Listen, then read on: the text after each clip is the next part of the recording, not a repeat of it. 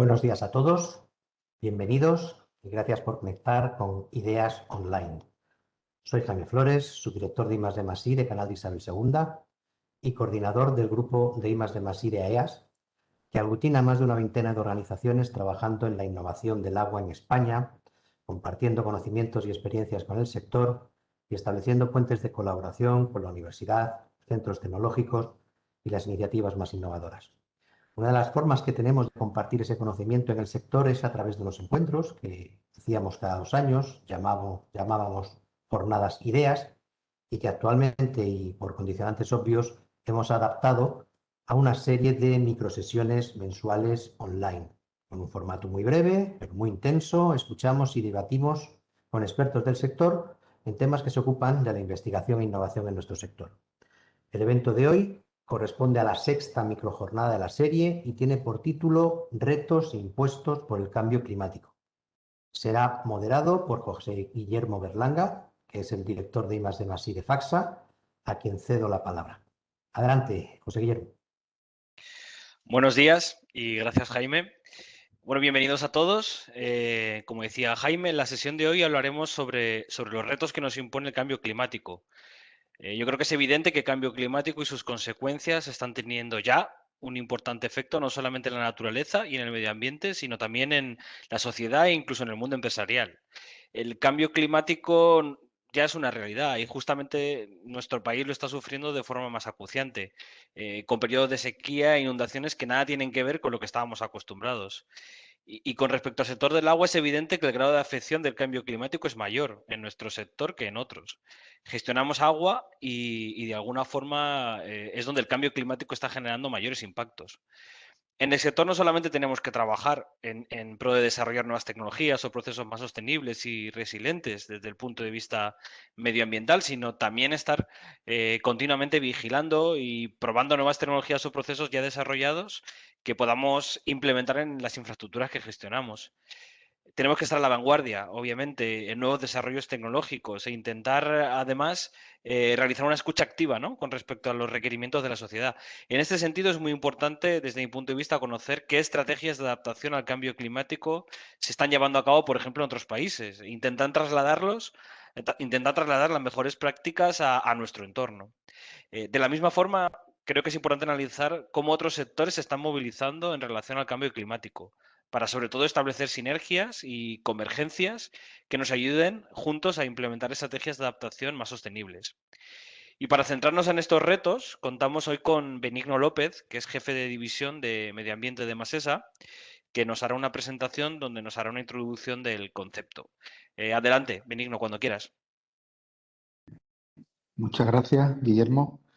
Buenos días a todos. En primer lugar, en nombre de Masesa, agradecer a EAS y en concreto al grupo de trabajo de IDI que nos haya permitido en esta sesión poder exponeros las políticas climáticas que estamos implementando en Masesa en los últimos años para afrontar estos retos, que es el nombre de la sesión de hoy. Voy a compartir la presentación que he preparado muy brevemente. A ver si ahora que la veis. Bien.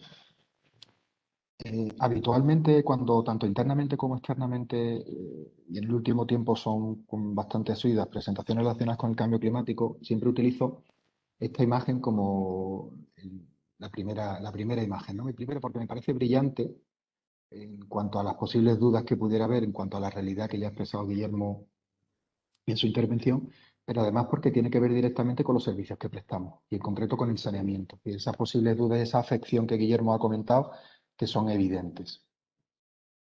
Porque según lo que determina además el panel intergubernamental de cambio climático, los efectos del cambio climático inciden directamente sobre el corazón de nuestra actividad, no podemos obviarlo. En cuanto a la escasez de precipitaciones en todo lo que tiene que ver con los servicios de abastecimiento y las precipitaciones torrenciales con los que tiene que ver con el saneamiento. De igual forma, las temperaturas extremas y las olas de calor también nos van a influenciar en cuanto al grado de consumo de nuestro producto, del agua, y también el grado de evaporación de nuestros embalses. Ojo, es algo que no podemos obviar y que nosotros, por lo menos en la cuenca hidrográfica del Guadalquivir, en concreto los embalses que prestan servicio abastecimiento de la zona metropolitana de Sevilla, ya lo estamos percibiendo. Con todo esto, yo sí me gustaría hacer una reflexión en que todo lo que tiene que ver con el cambio climático, yo por lo menos en los últimos, diría que 10 años ha pasado de ser algo, llamémosle científico, en los últimos 10 años, después ha pasado más a un ámbito más voluntario, con los acuerdos, con el protocolo de Kioto, los acuerdos de París, etcétera. Pero no podemos obviar que en los últimos año y medio, 2 años, ya hay un desarrollo normativo. Recientemente se ha aprobado en sede parlamentaria la ley de Cambio Climático y Transición Energética, aprobada por el Ministerio de Transición Ecológica y Reto Demográfico, que está pendiente de publicación en BOE. Y en Andalucía tenemos desde el año 2018 una ley de medidas frente al cambio climático. Y ojo, que ya establece para el sector difuso, recordar que las empresas de abastecimiento y saneamiento estamos en este sector enclavadas, no estamos en el sector regulado de momento, ya establece objetivos de mitigación de emisiones difusas.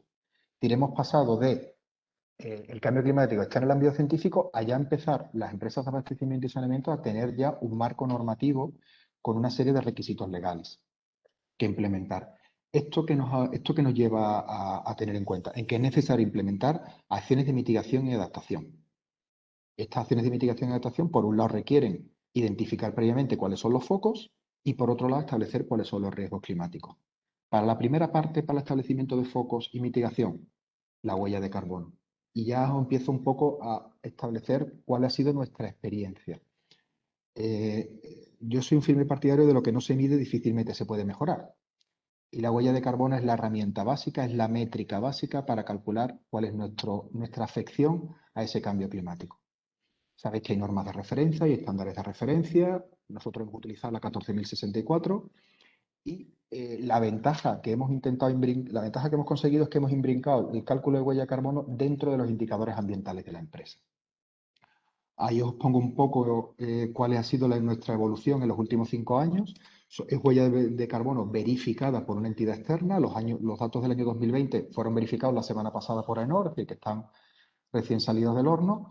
Y ahí se puede ver cómo toda la estrategia de mitigación que Masesa lleva implementando en los últimos 6 años está dando el resultado. Dando el resultado, pues que nuestras emisiones pues, prácticamente se han reducido en un 50%, centrándonos básicamente en lo que es el alcance 2, las que tiene que ver con la eficiencia energética, tanto en la mayor producción como en la reducción de los consumos, como en la compra con garantía de origen. Eso es lo que nos ha llevado principalmente a tener esa evolución. Pero si no hubiéramos calculado la huella y si no hubiéramos identificado nuestros focos, difícilmente podríamos haber incidido con esa evolución y ese resultado. ¿Eso además qué nos ha llevado? Pues nos ha llevado a partir de ahí a hacer campañas de sensibilización, que creo que las empresas del sector tenemos que ser líderes en explicar cómo el cambio climático va a afectar un servicio tan estratégico y tan vital para la ciudad como es el nuestro. Inscripciones en distintos registros a nivel nacional como autonómico de nuestra huella de carbono y estos dos documentos que veis ahí, que es la Masesa ante la emergencia climática y los avances de Masesa en el cambio climático, que lo vais a ver, lo vais a poder disponer después en la última diapositiva, aparece un enlace donde los podréis descargar, donde ya son actuaciones concretas que Masesa está poniendo encima de la mesa para mitigar y adaptarnos al cambio climático. Todo lo que tiene que ver con mitigación es relativamente fácil de evaluar si vamos por el buen camino o no. Tiene que ver principalmente con actuaciones relacionadas con eficiencia energética y el kilovatio es relativamente fácil relativamente no, es muy fácil de traducir en toneladas de CO2. Por ahí, por la parte de mitigación es relativamente sencillo.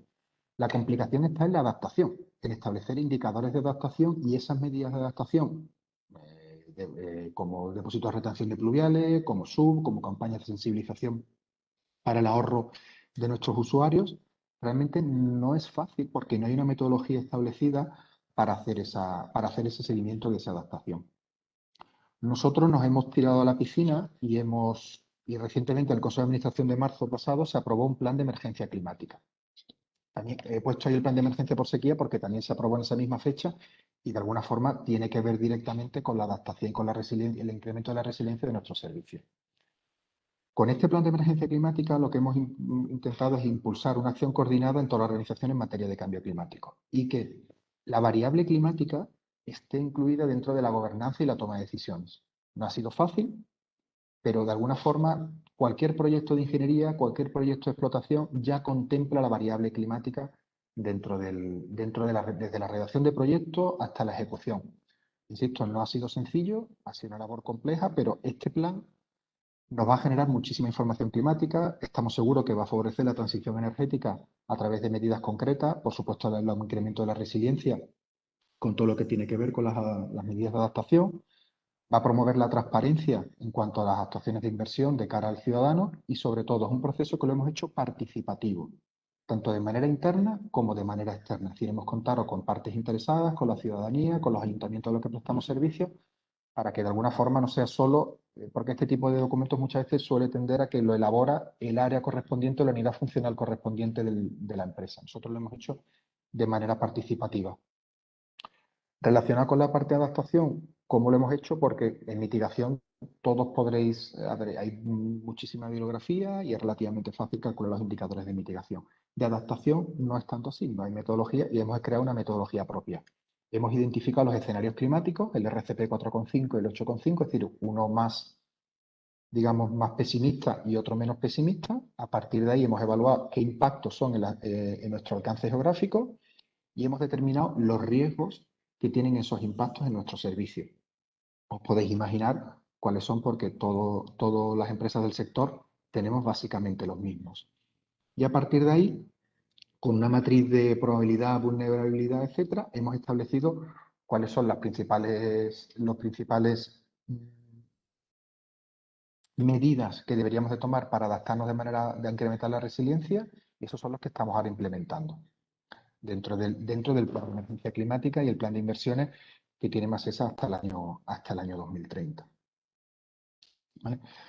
Yo en esta última diapositiva, aquí en la parte inferior, veis un enlace donde todos estos documentos que os he ido narrando, desde todos los cálculos de huella de carbono, etcétera, los tenéis ahí.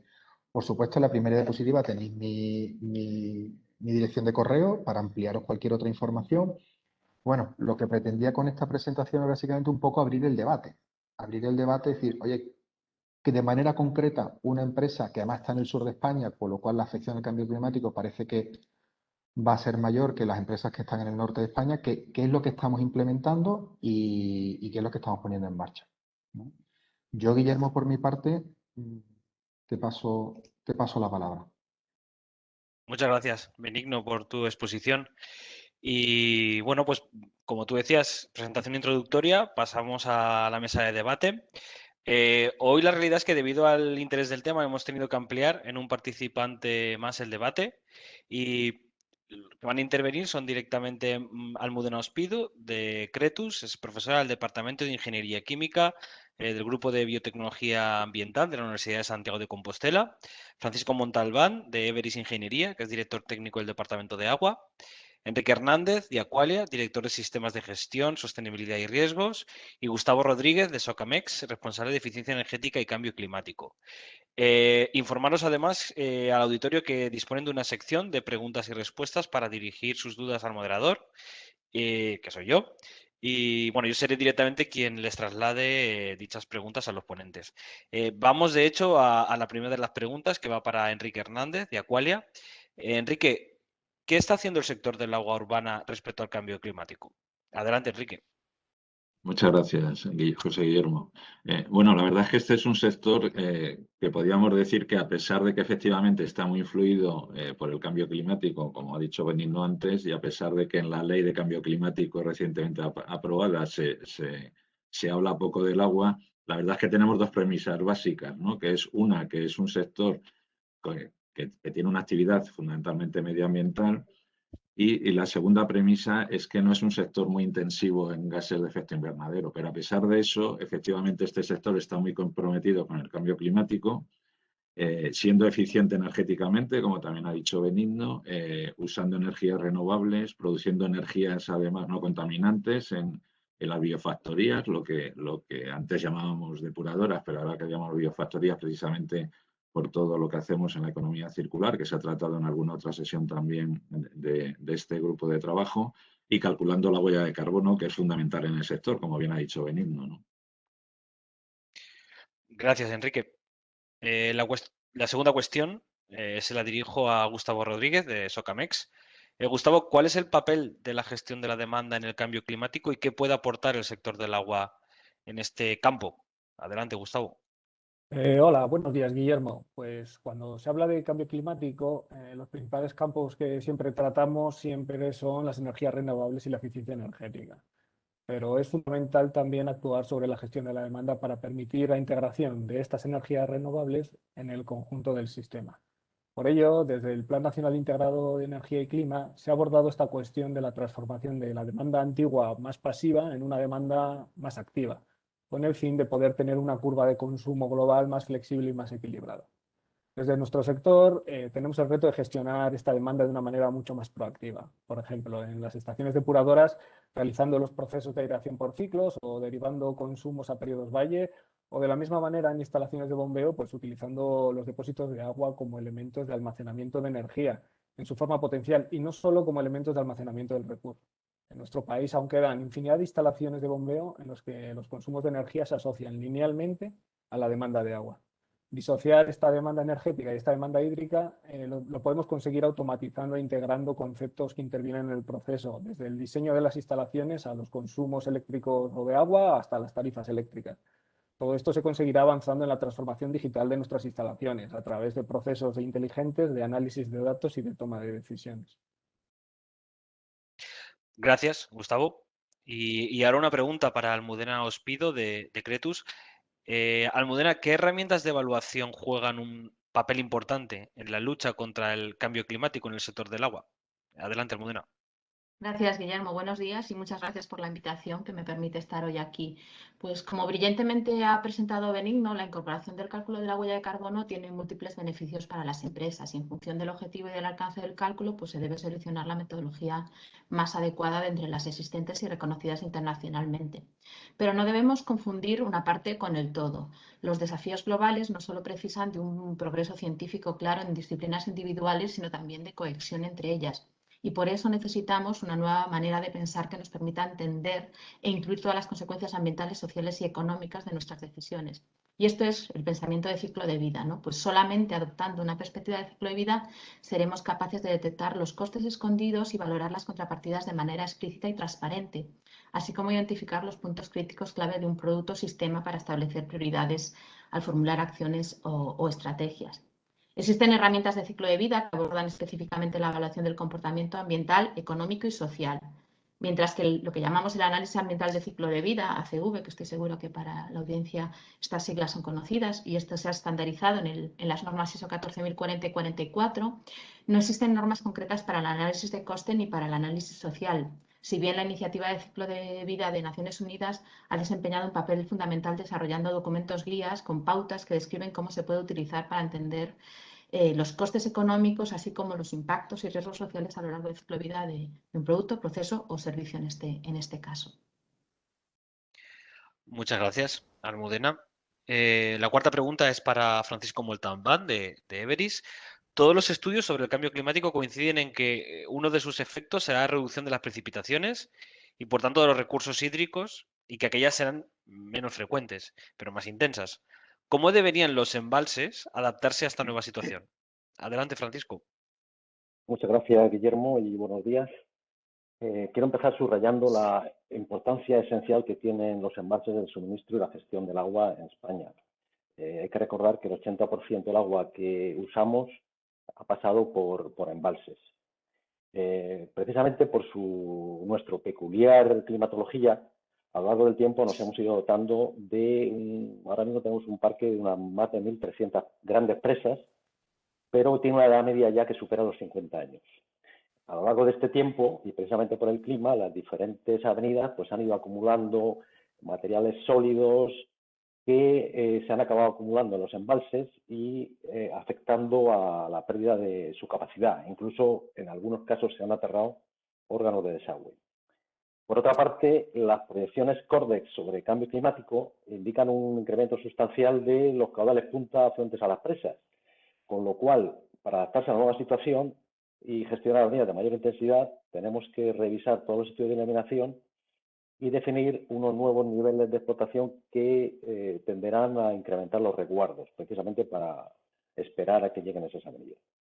Con lo cual, si a la reducción del volumen de embalse originado por la sedimentación acumulada añadimos unos mayores resguardos para esperar unas avenidas de mayor intensidad, pues la consecuencia es que se disminuye la capacidad operativa para suministrar las demandas, con el nivel de garantía que tenemos en la actualidad.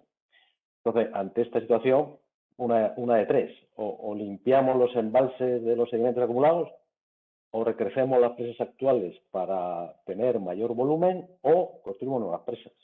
Esa es la adaptación que vemos. Gracias, Francisco.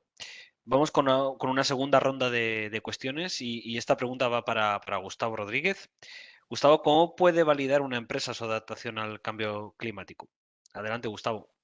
Dentro de nuestro sector, en los últimos años, han habido avances muy importantes en materia normativa sobre eficiencia energética, como por ejemplo pueden ser el Real Decreto sobre auditorías energéticas y sistemas de gestión, el Reglamento sobre el diseño ecológico para bombas hidráulicas o el nuevo Reglamento sobre motores eléctricos y variadores de velocidad. Aún así, hoy en día no es difícil encontrar instalaciones que no cumplen estas normativas y que necesitan de una fuerte inversión para poder adaptarse a este marco legislativo. También es importante destacar que la paulatina introducción de certificaciones y sellos, como por ejemplo el de sistemas de gestión de la energía en base a la norma 50001, que es el primer paso para la consecución de una verdadera eficiencia energética. O tal como ha comentado Benigno y Almudena, los sistemas de cálculo de huella de carbono, que son muy importantes y que se realizan en el Ministerio a través de un certificado del tipo cálculo reduzco compenso, en el que yo quiero incidir especialmente en la fase 3, que también llamada de compensación, donde a través de proyectos de absorción de CO2, las empresas compensan medioambientalmente parte o todo el CO2 que emiten. En este campo, las posibilidades futuras se abren de forma muy importante a la búsqueda de nuevos modelos de absorción o sumidores de CO2 a través de la investigación, como por ejemplo el proyecto circular Biocarbon, del que nos comentaba Enrique, las nuevas biofactorías o biorefinerías.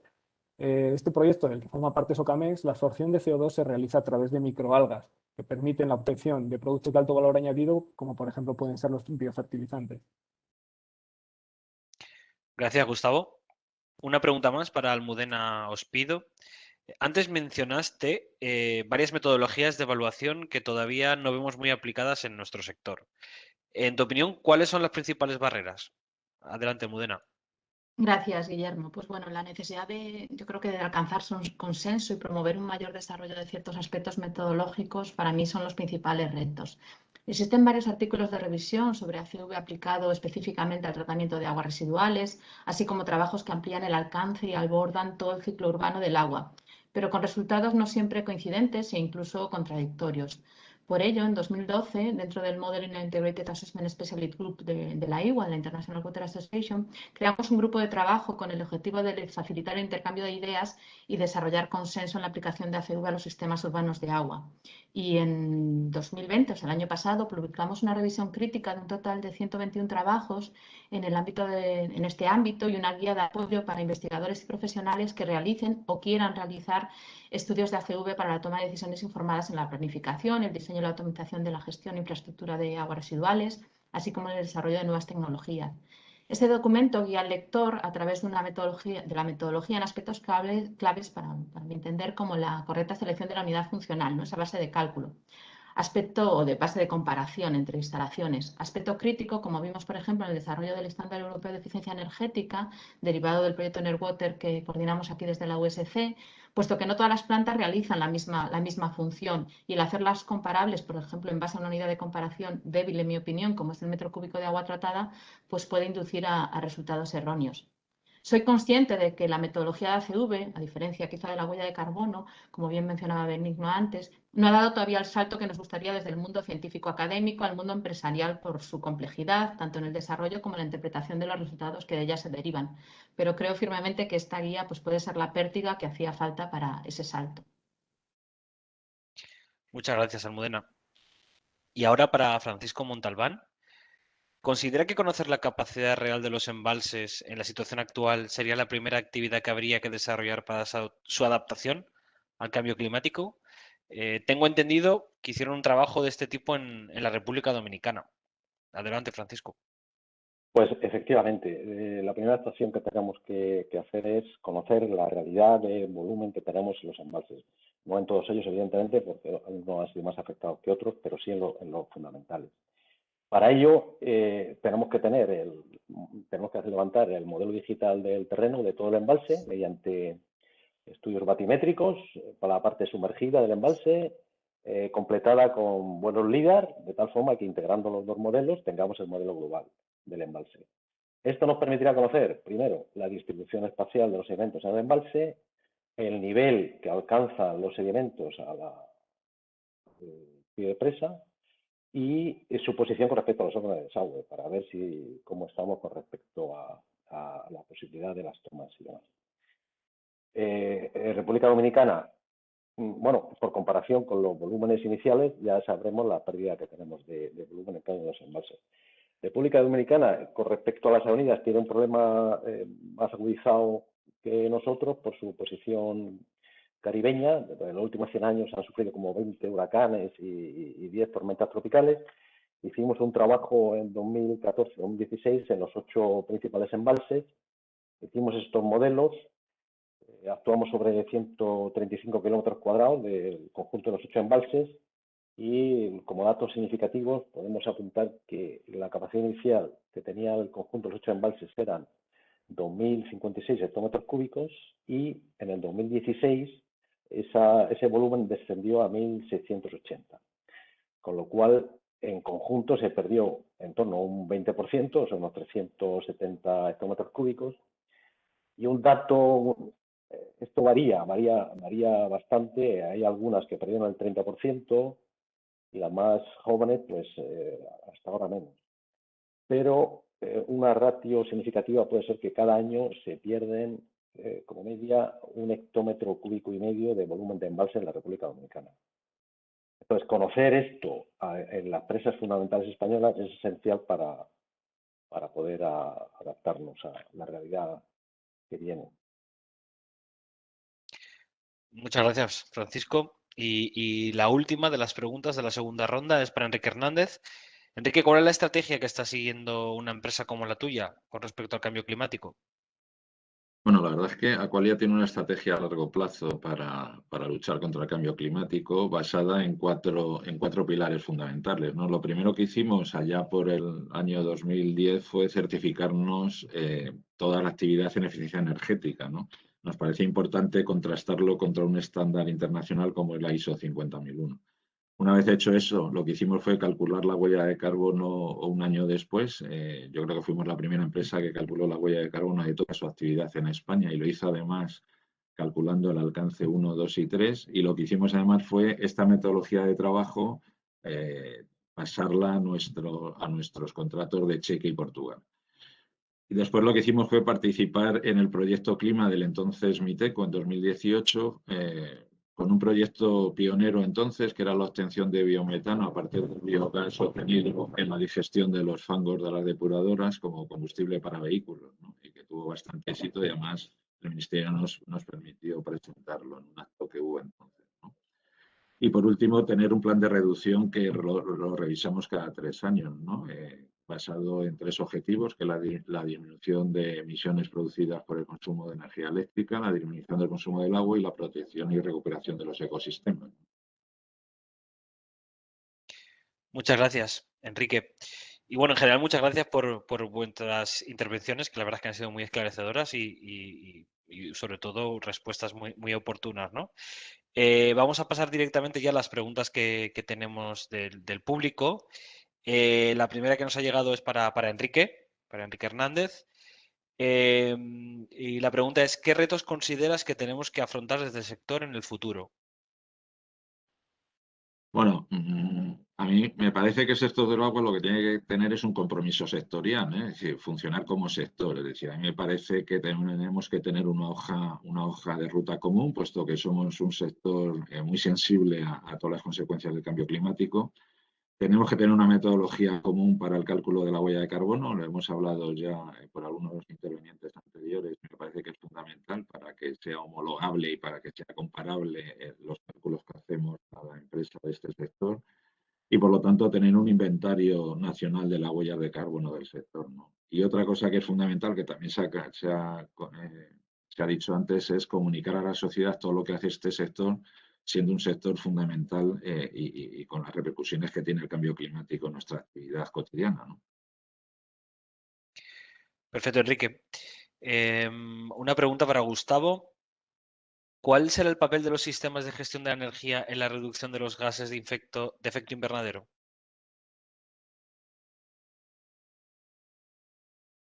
Gustavo, estás muteado.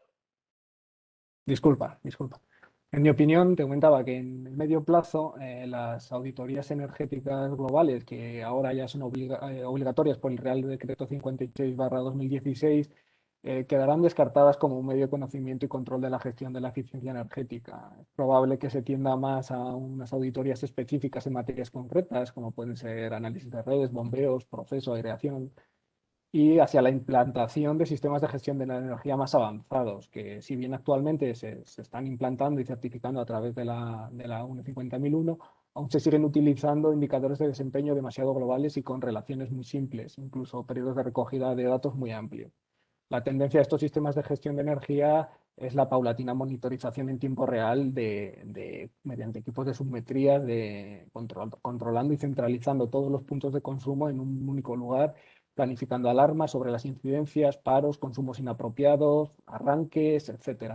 Y la utilización de toda esta gran cantidad de datos a través de herramientas de Big Data e inteligencia artificial, posibilitando la toma de decisiones sobre eficiencia energética de la instalación de una manera mucho más eficiente. Muchas gracias. Para Francisco, ¿qué deberíamos aprender y aplicar en España desde su experiencia en los embalses de República Dominicana, tal y como ha comentado? Bueno, pues un poco lo que he dicho, conocer la situación actual para determinar con qué garantías estamos suministrando la demanda que tenemos. Entonces, eso es básico.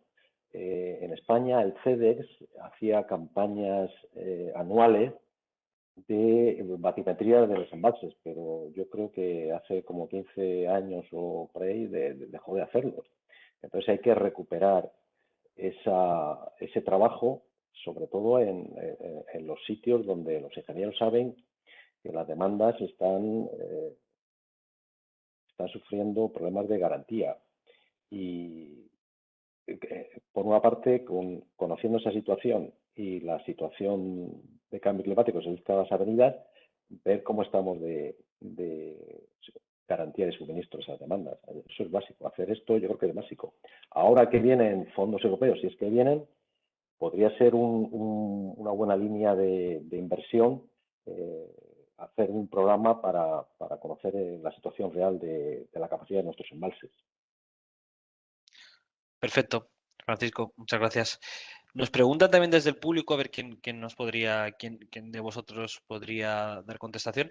Nos dicen, buenos días, me gustaría conocer dónde se podría encontrar la guía de ACV en depuración, tal y como se ha comentado, para saber cómo se afronta la reducción de la huella teniendo en cuenta las nuevas exigencias normativas y nuevas tecnologías necesarias que necesariamente pasan por mayores consumos energéticos en la mayoría de los casos. Pues No está Almudena, eso. sí, puedo abordarla yo. Entiendo que hace referencia este participante a la guía que yo comentaba antes. Está publicada en la revista Water Research. Puede fácilmente ponerse en contacto conmigo directamente y se la hago llegar sin ningún problema. Perfecto. Muchas gracias. Pues, Almudena, la última pregunta que tenemos es también para ti. Antes se mencionó el desarrollo de un estándar europeo en el ámbito de la eficiencia energética.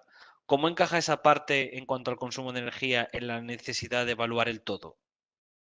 Pues sí, me refería a ese todo que yo destacaba antes, ¿no? De no centrarnos solo en un indicador, en este sentido en el ámbito de la huella de carbono, sin olvidar las otras categorías de impacto que aborda ACV. Y en este caso, pues es un report técnico del Comité Europeo de Normalización, el 17.614, que se publicó, bueno, que se aprobó, perdón, el pasado mes de enero, ¿no? Como consecuencia de este proyecto que yo mencionaba antes, que coordinamos desde la USC. Entonces, este método para evaluar y mejorar la eficiencia energética de plantas de tratamiento lleva inherente la perspectiva de ciclo de vida a la que yo hacía antes mención, ¿no? Al no considerar solo la energía consumida directamente por la planta, sino también la energía embebida en los compuestos químicos, ¿no? Que podemos utilizar en el tren de tratamiento a través del indicador de demanda de energía acumulada, que incorpora la energía primaria asociada a la fabricación de cada compuesto. De esta manera, aunque estemos evaluando una parte, la energía, que sin duda es una parte importante en el impacto ambiental que genera cualquier planta, incorporamos esa perspectiva, ¿no? Forzando una inclusión en cierta medida de alcance tipo 3 a través de este indicador. No sé si así respondo a tu pregunta. Sí, yo creo que sí, yo creo que sí. Guillermo, me gustaría ampliar un poco la respuesta anterior. Claro. Mira, es que en Dominicana también hicimos estudios de calidad del agua en los embalses, en dos épocas distintas, en aguas bajas y aguas altas, y también tomamos muestras de los sedimentos de los embalses para someterle a ensayos físico-químicos. Entonces, con eso se determina también el grado de contaminación que tiene tanto los sedimentos como el nivel de agua. Entonces, aplicar eso aquí en los embalses de españoles sería muy, muy interesante para completar ese estudio. Pues muchas gracias, Francisco, por complementar la respuesta. Nos hacen también una cuestión, no está dirigida a ninguno, a ver quién la podría contestar. Nos preguntan, ¿cómo están incorporando la amplia variabilidad de resultados de las proyecciones climáticas de Cordex sobre series históricas de aportaciones que tenemos en la actualidad? No sé si alguno está trabajando en esa línea. Esa línea, Cordes, da un incremento de precipitación en una serie del territorio, son diferentes dependiendo de qué parte del territorio se está. Entonces, esos cuantiles de incremento de precipitación, estoy hablando de caudales máximos para los hidrogramas de afluentes a los presos. Pues hay que hacer estudios de precipitación escorrentía afectando los pluviómetros con los cuales se ha ido trabajando de estos incrementos de cuantiles y para convertirlo en escorrentía. La relación no es lineal, o sea, es a un incremento de precipitación lineal le corresponde un incremento de escorrentía superior. Y entonces esto es lo que tenemos que tener en cuenta para hacer todos los estudios de laminación a partir de ahora. Esto ya recoge, el mes pasado se aprobaron las nuevas normas técnicas de seguridad de presas y ya recoge que hay que tener en cuenta el efecto del cambio climático y básicamente para la determinación de los caudales de proyecto y los caudales de avenida para diferentes periodos de retorno. Esto es lo que hay que hacer a partir de ahora. Benigno, no sé si querrías hacer alguna aportación adicional. Sí, coincido plenamente con lo que ha dicho Francisco. Tampoco podría ampliaros mucho en lo que ha comentado él ya. Muy bien. Bueno, a mí sí que me gustaría saber, como Benigno no tiene ninguna pregunta, me ha parecido muy interesante la presentación introductoria, pero sí que me gustaría saber cómo, desde qué área, ¿no?, funcional se está coordinando un poco toda la estrategia, ¿no?, sobre todo lo que comentabas de la definición de indicadores, de ponerse en funcionamiento, de incorporarse a la estrategia, ¿cómo un poco lo estáis coordinando? Entiendo que es de un departamento funcional, pero luego pues, abriéndolo, ¿no?, a toda la organización. Entonces, un poco, si nos pudieras explicar un poco cómo lo tenéis Desde el trabajado. punto organizativo está encuadrado dentro de la Dirección de Sostenibilidad, ¿vale? Pero y en concreto dentro de la División de Medio Ambiente en la que estamos coordinando tanto todo lo que tiene que ver con huella de carbono, plan de emergencia por sequía y el plan de emergencia climática. Pero sí, como os decía en la presentación, lo hemos intentado hacer lo más transversal posible. Ambos documentos, el plan de emergencia por sequía como el plan de emergencia climática, han colaborado prácticamente todas las unidades funcionales de la casa. Desde el área de ingeniería, desde el área de producción, desde el área de participación. O sea, entendemos que es un documento estratégico de Masesa y no solo hemos huido de que sea un documento que elabora la unidad funcional de medio ambiente. Hemos intentado que desde el principio hemos intentado colaborar con todos los compañeros porque si no Si se ve, personalmente, esto es una opinión personal, si se ve como un documento elaborado por una unidad funcional, no se ve como un documento estratégico de la Yo empresa. estoy de acuerdo con eso. Al final, la gente, si no se ve reflejada, ¿no?, en esos indicadores porque os lo han propuesto, pues al final es algo que no tiene éxito y Entonces que no rueda. finalmente no lo hacen suyos y la herramienta de seguimiento de indicadores no acaba sirviendo. Con lo cual eso ha sido un empeño que nos hemos impuesto desde el principio, en hacerlo lo más transversal posible. Si es verdad que lo coordina la División de Medio Ambiente en clave la dirección de sostenibilidad, pero es transversal. Bueno, pues muchas gracias, Benigno, y bueno, muchas gracias a todos por vuestras aportaciones en esta sesión. Yo creo que, bueno, somos conscientes, sobre todo desde el sector, que tenemos que hacer un esfuerzo adicional, ¿no?, quizá con respecto a otros sectores, por lo que supone el agua para nosotros y bueno, pues también desde la I+D, ¿no?, trabajaremos para ayudar en este ámbito. Y bueno, por mi parte ha sido un placer participar como moderador y bueno, doy directamente la palabra a Jaime para que pueda cerrar la jornada. Pues muchas gracias, Guillermo. Fantásticas las intervenciones de todos. Hasta aquí la sexta microsesión Ideas Online, la correspondiente a este mes de mayo. Esperemos que les haya gustado. La siguiente será el 23 de junio. Será la sesión de cierre de este ciclo. Nos despediremos con la llegada del verano. Gracias a todos los participantes que han contribuido en esta sesión: Benigno, José Guillermo, Enrique, Almudena, Francisco y Gustavo. Y gracias a EAS, Gema y a la Secretaría del Grupo, Sol, por hacer todo esto posible. Y muy especiales gracias a todos vosotros, nuestra audiencia, por mantener vivo el interés por la innovación en el agua. Esperamos volver a contar con vosotros en futuros encuentros. Nos vemos de nuevo en junio. Cuidaos mucho. Hasta luego. Hasta luego. Hasta luego, gracias. Hasta luego, gracias. Dios, gracias.